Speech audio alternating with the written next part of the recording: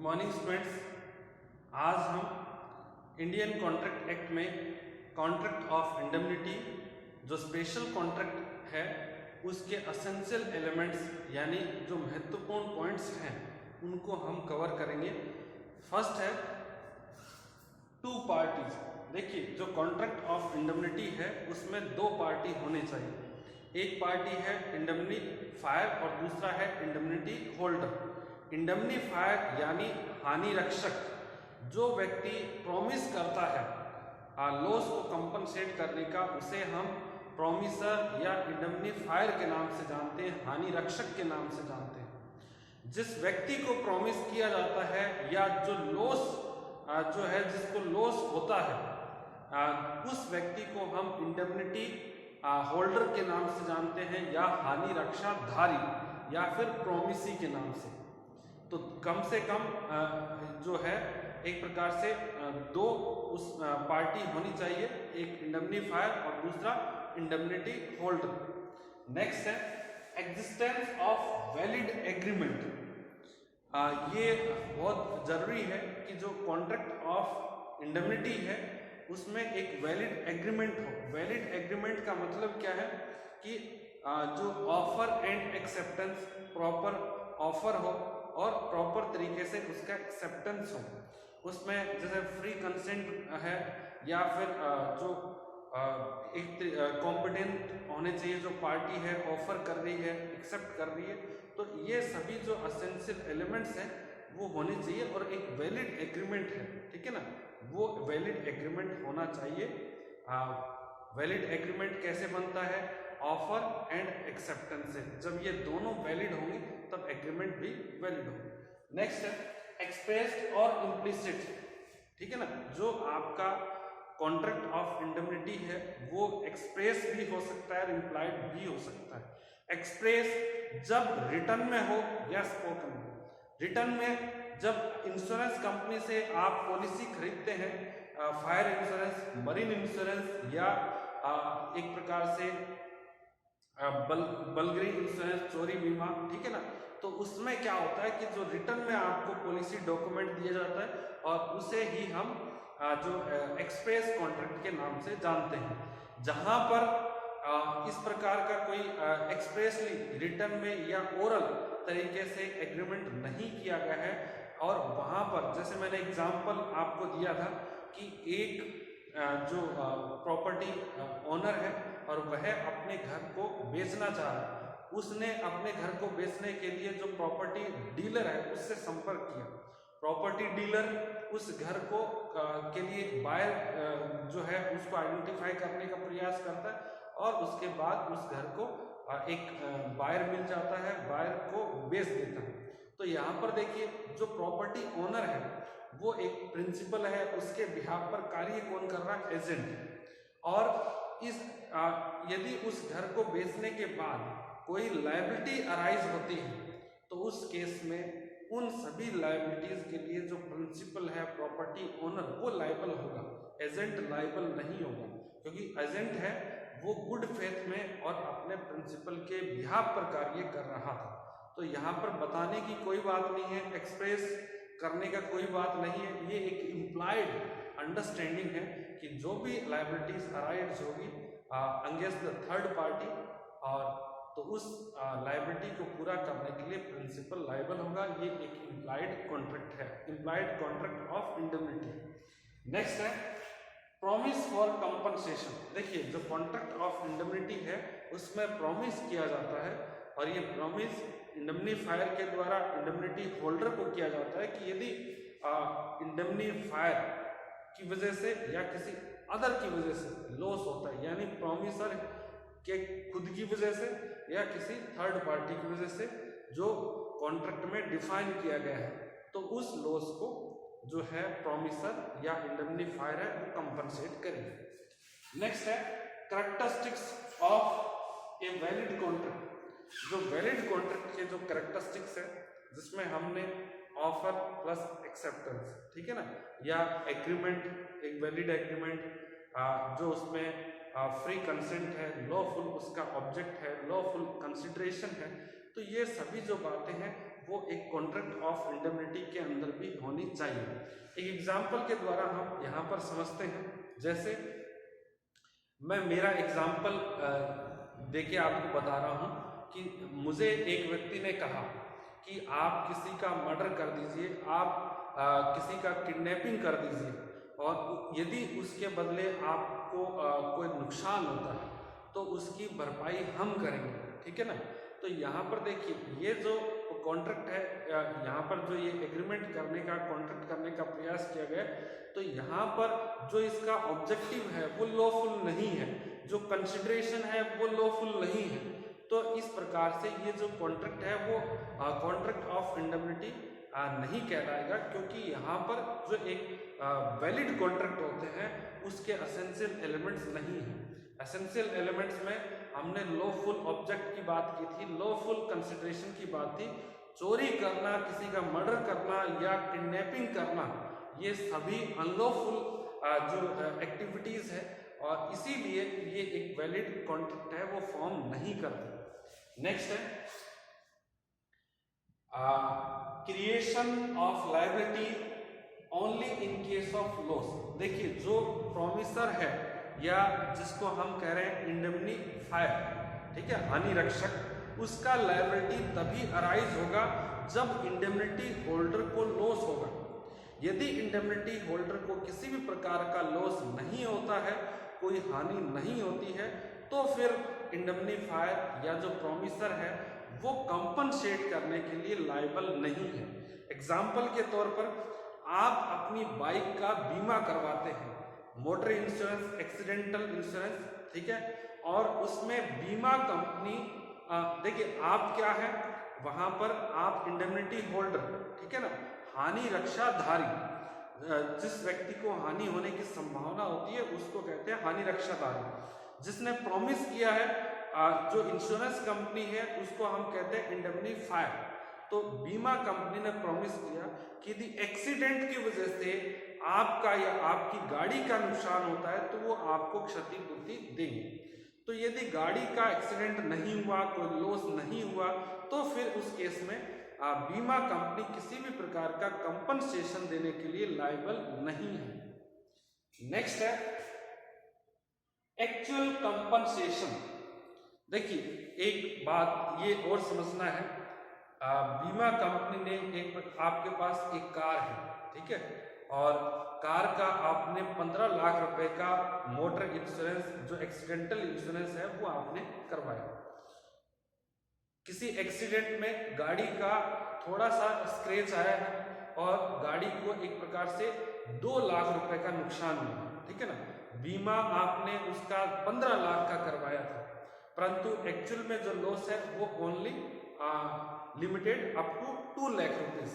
तो ऐसे में बीमा कंपनी केवल आपको 2 लाख रुपए ही पे करेगी, ठीक है ना।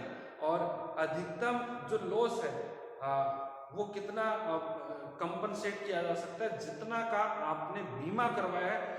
यदि आपने 15 लाख रुपए का बीमा करवाया तो अधिकतम जो कंपनसेशन है, if loss arise, then 15 lakh रुपए तक का बीमा कंपनी कंपनसेशन दे सकती है। परंतु यदि जो आपका सम ऑफ अश्योर्ड है, जितना राशि का आपने बीमा करवाया, यदि लॉस उससे कम है तो आपको जितना लॉस हुआ है उतना ही कंपनसेशन बीमा कंपनी की तरफ से दिया जाएगा।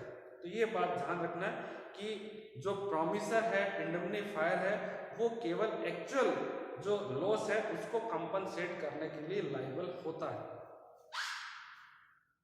नेक्स्ट है कॉन्ट्रैक्ट ऑफ गुड फेथ। देखिए, कॉन्ट्रैक्ट ऑफ गुड फेथ यानी जो सद्विश्वास का अनुबंध, ये कॉन्ट्रैक्ट ऑफ इंडेमनिटी है। यदि इसे झूठ बोलकर, मिस रिप्रेजेंटेशन, फ्रॉड के आधार पर, चीटिंग के आधार पर आप साइन करते हैं तो इस प्रकार के कॉन्ट्रैक्ट के अंदर जो कंपनसेशन है वो नहीं दिया जाएगा और आपका जो कॉन्ट्रैक्ट है वो एक प्रकार से वॉइड हो जाता है, ठीक है ना। तो कैसे, जैसे आप लोग इंश्योरेंस करवाते हैं और आपको पहले से ही मालूम है, ठीक है ना, या आप झूठ बोलकर उस गलत जानकारी देकर अपने घर के बारे में, अपना जो सब्जेक्ट मैटर है, जो भी विषय वस्तु है जिसका आप इंश्योरेंस करवा रहे हैं, चाहे अपना गाड़ी का इंश्योरेंस करवा रहे हैं, चाहे आप अपने प्रॉपर घर का इंश्योरेंस करवा रहे हैं या किसी भी अन्य चीज का इंश्योरेंस करवा रहे हैं, तो उसमें आप यदि झूठ बोलकर गलत तथ्य रॉन्ग फैक्ट आप प्रेजेंट करके इंश्योरेंस कर रहे हैं करवा रहे हैं, तो फिर क्या है, जो आपका ये कॉन्ट्रैक्ट है ये गुड फेथ पर बेस्ड नहीं माना जाएगा और जो प्रोमिसर है वो आपके कॉन्ट्रैक्ट को जो है वैलिड मानने से इनकार कर सकता है और कॉन्ट्रैक्ट को वॉइडेबल डिक्लेयर करवा सकता है। तो ये बात आपको ध्यान रखना है कि जो कॉन्ट्रैक्ट ऑफ इंडेमनिटी है वो गुड फेथ पर आधारित होना चाहिए। नेक्स्ट है loss may be due to conduct of promisor और the conduct of any other. देखिए, कॉन्ट्रैक्ट ऑफ इंडेमनिटी के अंदर जो लॉस है वो या तो केवल प्रोमिसर की वजह से होना चाहिए या किसी थर्ड पार्टी की वजह से जिसको कॉन्ट्रैक्ट के अंदर मेंशन किया गया है। ठीक है, अब एक एग्जांपल के द्वारा समझते हैं कि जैसे फायर इंश्योरेंस की हमने बात की, तो यदि लॉस फायर की वजह से होगा तो फिर क्या है, बीमा कंपनी है वो कंपनसेट करने के लिए लायबल है।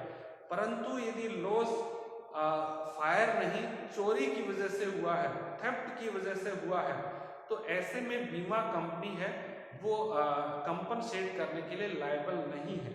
कंपनसेट तभी किया जाएगा, जो लॉस की भरपाई तभी की जाएगी जब लॉस स्वयं इंडेमनिफायर की वजह से हो या फिर एक प्रकार से किसी थर्ड पार्टी की वजह से हो जिसके बारे में कॉन्ट्रैक्ट में मेंशन किया गया है।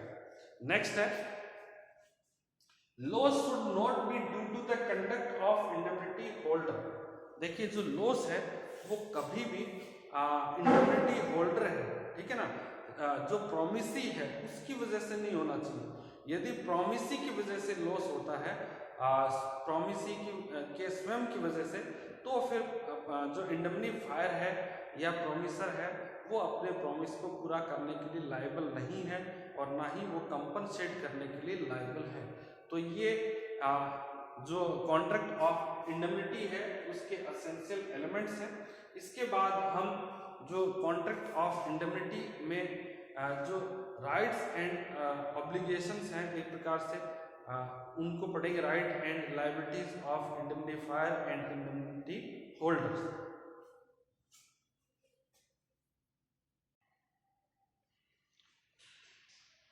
अब हम इंडेमनिटी कॉन्ट्रैक्ट में राइट्स ऑफ इंडेमनिटी होल्डर और लायबिलिटीज ऑफ इंडेमनिफायर, ये दोनों एक ही हैं, इनके बारे में पढ़ेंगे कि जो हानि रक्षाधारी है, ठीक है, इंडेमनिटी होल्डर है, उसके राइट्स क्या है। ठीक है, राइट्स देखिए, क्लेम फॉर डैमेजेस, जितना लॉस हुआ है इंडेमनिटी होल्डर को उतने लॉस के लिए वह क्लेम कर सकता है। ठीक है ना, यदि जैसे आपने अपने बाइक का इंश्योरेंस करवाया है तो जितना लॉस या जितना एक्सीडेंट की वजह से नुकसान हुआ है आप वो क्लेम कर सकते हैं। ठीक है ना, और एक प्रकार से ये लायबिलिटी बन जाएगा, बीमा कंपनी जिसे हम इंडेमनिफायर कह रहे हैं वो उतना लॉस जो है कंपनसेट करने के लिए लायबल है, और यदि आप इंडेमनिटी होल्डर हैं तो आप उतना क्लेम करने का आपके पास राइट है। फिर उसके बाद है क्लेम ऑफ कॉस्ट।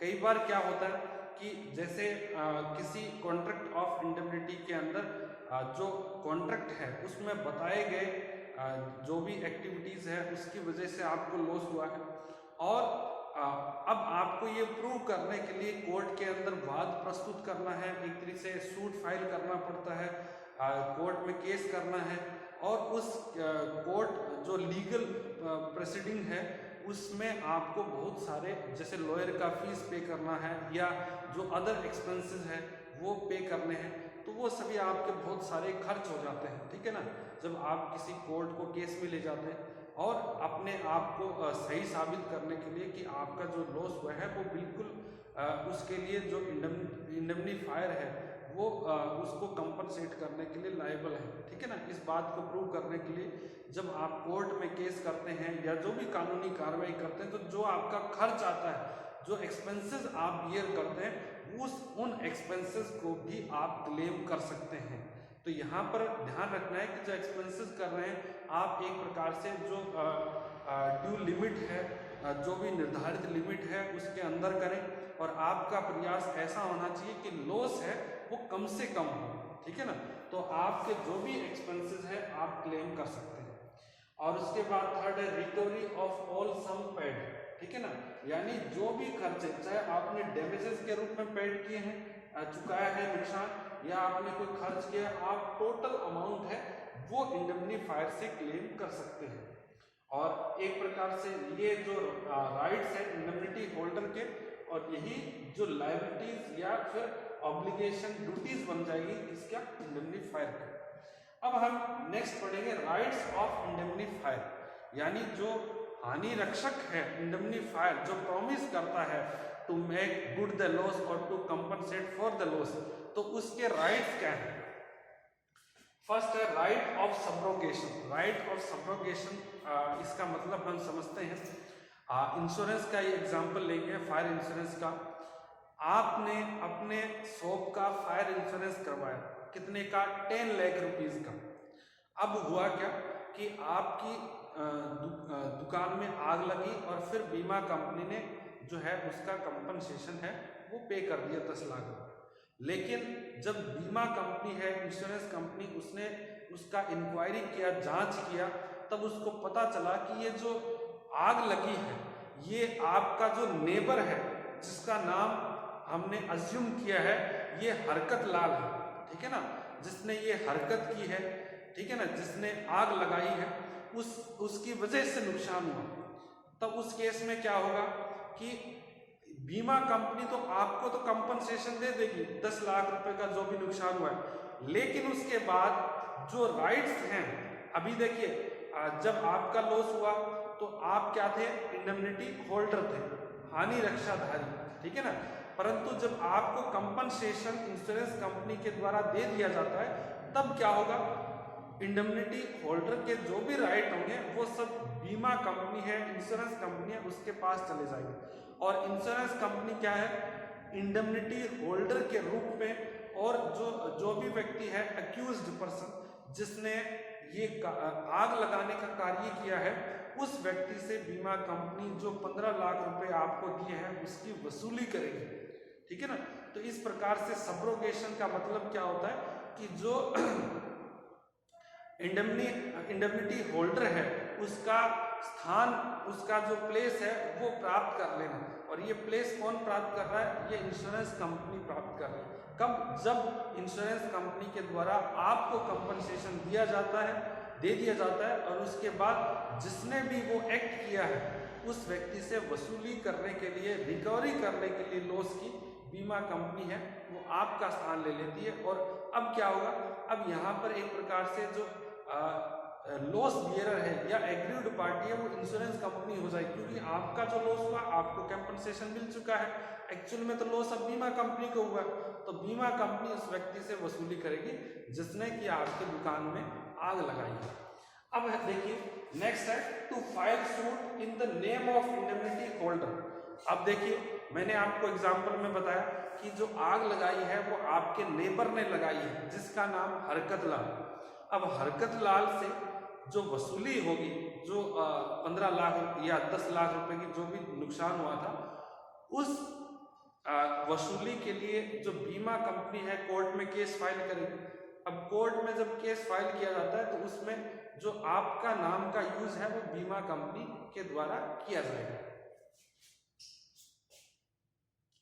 नेक्स्ट है rights limited to the compensation paid.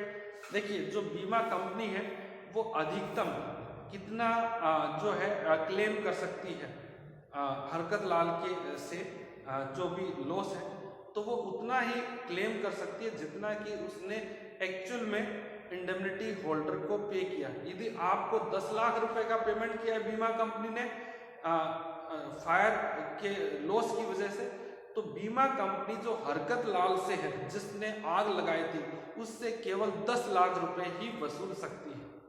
Next है to refuse to compensate outside the contract. ये बात मैंने आपको ऑलरेडी बता दिया है कि बीमा कंपनी केवल उस लॉस को कंपनसेट करने के लिए लायबल है, जो या तो